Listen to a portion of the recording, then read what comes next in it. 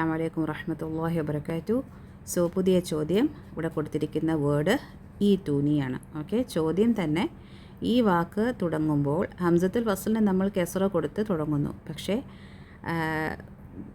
വായിക്കുമ്പോൾ ഈ തൂനിയാണ്. പക്ഷേ മൂന്നാമത്തെ വാക്കിൻ്റെ മൂന്നാമത്തെ അക്ഷരത്തിൻ്റെ ഹറക്ക നോക്കിക്കഴിഞ്ഞാൽ അത് ബൊമ്മയാണ്.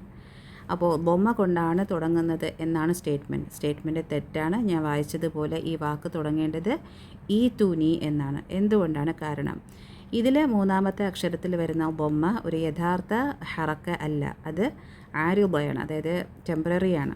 ശരിക്കും ഈ വേർഡ് ഈ തി യു നീ എന്നായിരുന്നു. അപ്പോൾ തി യു എന്ന് വരുമ്പോൾ മൂന്നാമത്തെ അക്ഷരത്തിന് ഹറക്ക കെസ്റയാവുകയും അതനുസരിച്ച് ഇത് ഫിഅലായതുകൊണ്ട് ഇത് വേർബ് ആയതുകൊണ്ട് ആദ്യത്തെ ഹംസത്തുൽ വസ്ലിന് കെസ്റ കൊടുക്കുകയും ചെയ്യും.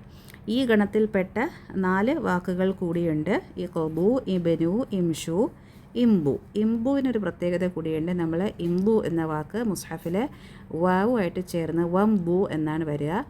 സോ സാധാരണയായിട്ട് നമ്മൾ വാവ് ചേർന്ന് വരുന്ന വേർഡിനെ നമ്മൾ സ്പ്ലിറ്റ് ചെയ്യാൻ അനുവാദമില്ല.